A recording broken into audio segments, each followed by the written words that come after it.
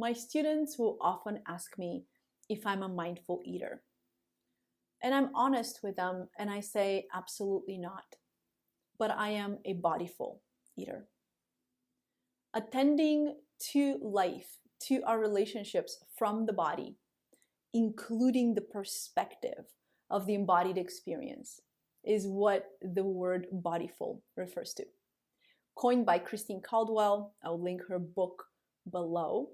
Bodyfulness is this inclusion of our experience from the body, from the tissues, from the nervous system states, from the ebbs and flows and oscillations and dynamics of what it means to be a human being. And oftentimes when you have struggled with food, one of the suggestions is to eat mindfully. And it's a very well-meaning suggestion. Going back to Zen Buddhism and other practices where we really slow down and attend to the simple and the mundane in daily life so we can be present and really pay attention. However, one of the things that I have found is a game changer for those of us who have struggled with food is to be aware not of what's on our plate, but what's happening internally in our bodies. My plate might be full of beautiful food that's ready to be eaten, but my system might not be in a state to eat yet. My system might be in a state where I'm still processing something that happened earlier that day.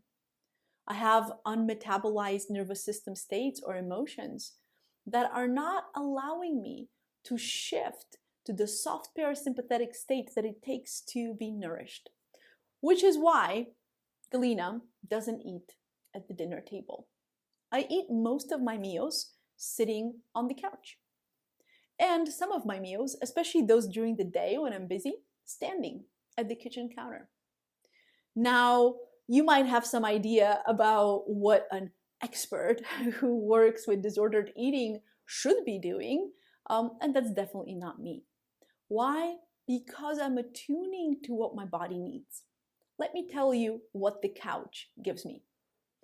The couch gives me a soft place for my sacrum, so that when I sit, and I'll usually sit either with my legs bent and crossed, or with my feet on a bolster, so that I have really good support under my feet. So I get this really nice soft support for my sacrum, which allows cerebrospinal fluid to move up and down unobstructed, and which allows my back to have support. My shoulders can be relaxed.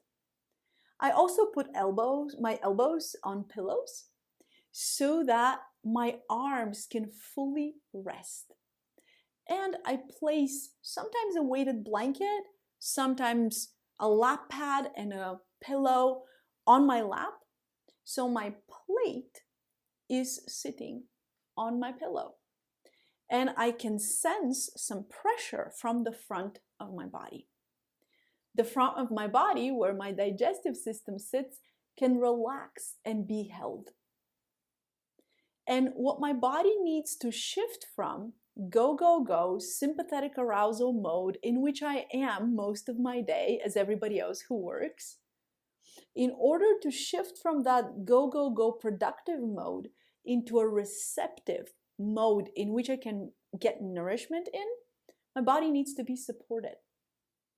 And the support that the couch provides and the way that I set myself up for a meal allows over a couple of minutes as I settle and transition from working and giving to resting and receiving.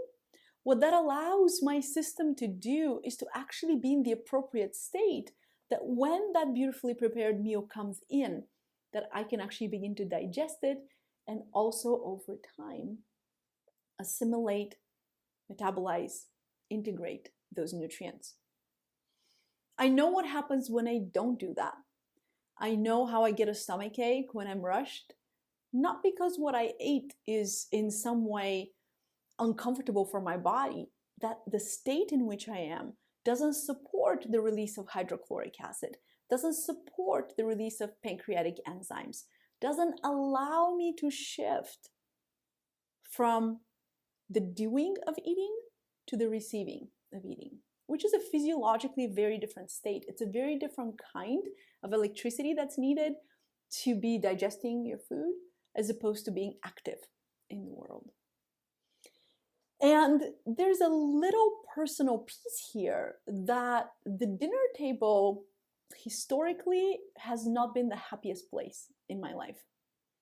I'm very lucky that I was never harmed at the dinner table. Many of the students I work with have experienced atrocious things at the dinner table. That was not my case. I had a peaceful enough household where I was never harmed at the dinner table. And I'm grateful for that. And at the same time, the dinner table was a place where there were a lot of emotions that were unexpressed, a lot of silence, and a lot of people really not connecting.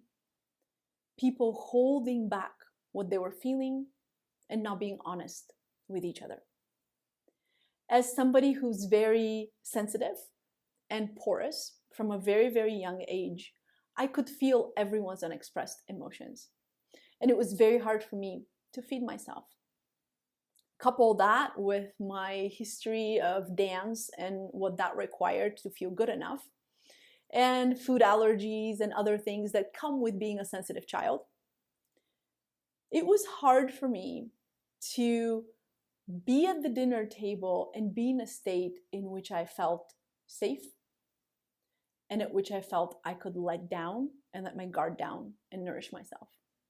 And to this day, sitting at the dinner table doesn't feel great for me, which is why my house doesn't even have a dinner table. And we're very lucky to have flexible enough furniture that we can move around, where we can have guests and we can make a beautiful spread for everybody to sit and enjoy a meal together. But in our day-to-day life, that's not even something that I own. And the reason I'm sharing this with you is that your body knows. Your body knows what it needs to shift to a receptive state, to be able to drop into rest and digest, to be able to eat in a way that is bodyful, that you can begin to recognize the states that support action or support withdrawal for self-protection, and the states that support nourishment. This is something that I teach in my 6-month program. All my students know how to do this. But then even equipped with that knowledge, each of them still gets to decide for themselves how they feel most supported and what helps their body nourish. And this is something that I want you all to take home. Just because you can't engage in traditional mindful eating or mindful eating doesn't work for you, doesn't mean there's anything wrong with you.